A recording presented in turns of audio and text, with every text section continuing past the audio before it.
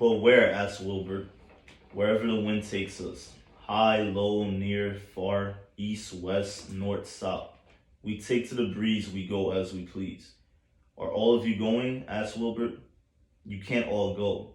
I would be left alone with no friends. Your mother wouldn't want that to happen, I'm sure. The air was now so full of balloonists that the barn cellar looked almost as though a mist had gathered. Balloons by the dozen were rising, circling, and drifting away through the door, sailing off on the gentle wind. Cries of goodbye, goodbye, goodbye came weakly to Wilbur's ear. He couldn't bear to watch anymore. In sorrow, he sank to the ground and closed his eyes. This seemed like the end of the world, to be deserted by Charlotte's children. Wilbur cried himself to sleep. When he woke, it was late afternoon. He looked at the egg sack. It was empty. He looked into the air. The balloonists were gone. Then he walked drearily to the doorway where Charlotte's web used to be. He was standing there thinking of her when he heard a small voice. Salutations, it said. I'm up here. So am I, said another tiny voice. So am I, said a third voice. 3 of us are staying. We like this place and we like you. Wilbur looked up. At the top of the doorway, 3 small webs were being constructed. On each web worked busily one of Charlotte's daughters. Can I take this to mean, asked Wilbur, that you have definitely decided to live there in the barn cellar, and that I'm going to have 3 friends? You can indeed, said the spiders. What are your names, please? Asked Wilbur, trembling with joy. Right here you can see the picture of Wilbur at the doorway. I'll tell you my name, replied the first little spider, if you'll tell me why you are trembling. I'm trembling with joy, said Wilbur.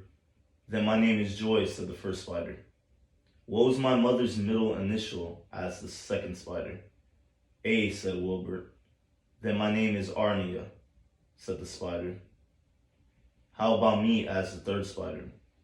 Will you just pick out a nice sensible name for me? Something not too long, not too fancy, and not too dumb. Wilbur thought hard and said Nellie, he suggested. Fine, I like that very much, said the third spider. You may call me Nellie. She daintily fastened her orb line to the next spoke of the web.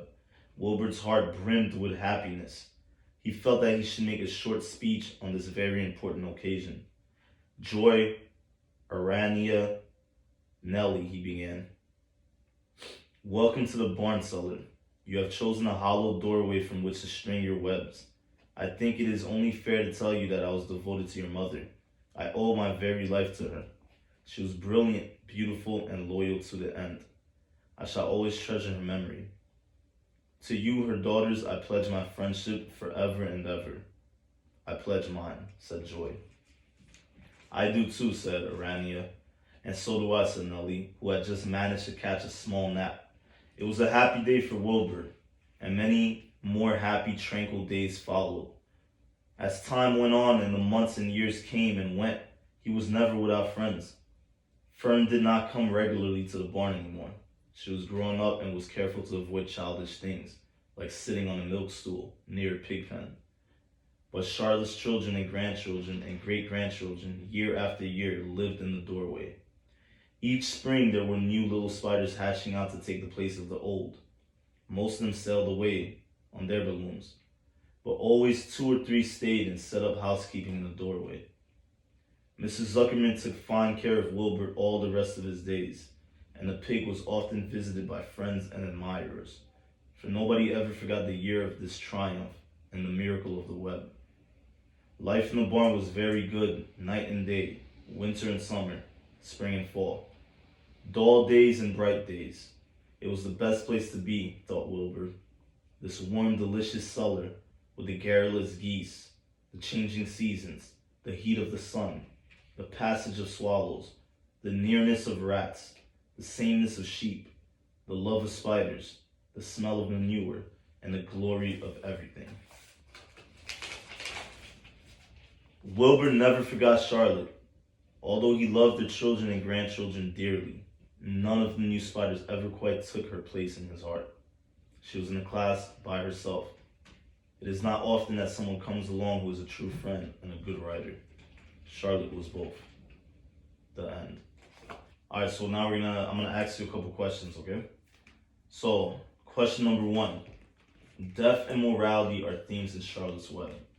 So, I want you guys to compare Wilbert's and Charlotte's outlook on death. Use evidence from the text to compare and discuss their different outlooks. Okay? Alright, so you're right. The way Wilbert looks at death, his outlook on it is one of fear.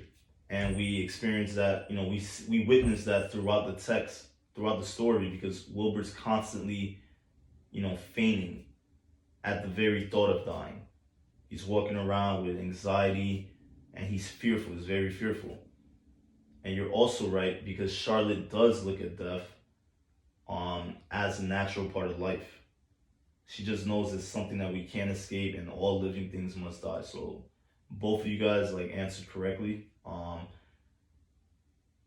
Yeah, that's true too, okay? So I like that you mentioned that Charlotte also looks at death as a means to survive, because we see that in the text when Wilbert talks about her the way she feeds on flies, and he calls her bloodthirsty, and he says that it's disgusting and evil. And Charlotte replies by saying, this is simply how she must survive. She must eat to survive. So that's a good observation. That's a good thing that you brought up. All right. So question number 2. Another theme in Charlotte's Web is friendship. Charlotte's kindness and her friendship save Wilbert from certain death, and it also changes him in many ways. By the end of the book, he is no longer the scared little pig he was before. In this question, I want you to describe a time in your life where someone's friendship caused change or growth in you, or when your friendship caused change or growth in someone else. Okay, so, all right, that's a fantastic answer. So you're saying that, when by being friends with your current friend right now, he picked up on your habits of studying and, doing your homework, being consistent with homework and, studying for your exams, all of that. And by him seeing you, he changed his habits and he started studying more. He started doing his homework. He started being more consistent in school. So you created a positive outlook, positive change within him just by being his friend and by motivating him. So that's a fantastic answer. It's a good way to connect to the story as well. All right, so moving on to question number 3. Charlotte stands up for Wilbert, and via her actions, his fears are put to rest. Describe a time in your life where you stood up for someone, or a time when someone stood up for you, or a time you saw someone stand up for someone else. And how did that make you feel? Okay, so I like your answer. So in your answer, you basically said that back in 3rd grade, your classmates didn't include a kid in any of the games they played because he had a disability. And you stood up for him by talking to your peers and telling them that they should include him, and it's not fair that they don't. And when they told you that they wouldn't include him at all, you took yourself out of the games and you played with him, even if it was just you and him. So that's a fantastic answer. And also, how did that make you feel? All right. Okay, so you're saying that it made you feel empowered and it made you feel like you did something good. And I like the way you mentioned that knowing that you made him feel included in something and not lonely made you feel good about yourself, because he was happy as well. He wasn't sad like he was the previous days. So yeah, I like your answer. Good job. All right, so last question, guys. So in Charlotte's Web, Wilbert is in constant fear of being slaughtered and made into food by the farmers. What is your opinion on the desire of the farmers in wanting to kill Wilbert and the other animals? Explain your response. And how are Charlotte and the farmers' outlook on death similar? Use evidence from the text to justify your answer. So I'm going to give you guys a couple minutes to answer, okay? Okay. All right. So, you said that your opinion on the farmer, wanting to kill Wilbert and the other animals, like you feel like it's okay. All right. And you said that you feel like it's okay because, humans, we eat animals. Like we need to kill animals to get meat and eat meat. So okay, I understand your point. Um Also, great observation on Charlotte and the farmer's outlook on death. Because you brought it back to the first question that we answered when we talked about Charlotte, viewing death also in terms of survival. I like how you link that outlook to the farmer's outlook because the farmer is also doing the same. Like these farmers are killing these farm animals to eat. Just as we saw in the beginning of the book, we see the Arables like eating bacon, which we know came from a slaughtered pig. So I like the way that you linked Charlotte's outlook in terms of survival when it comes to death with the farmer's outlook on death. So again, great observation on that.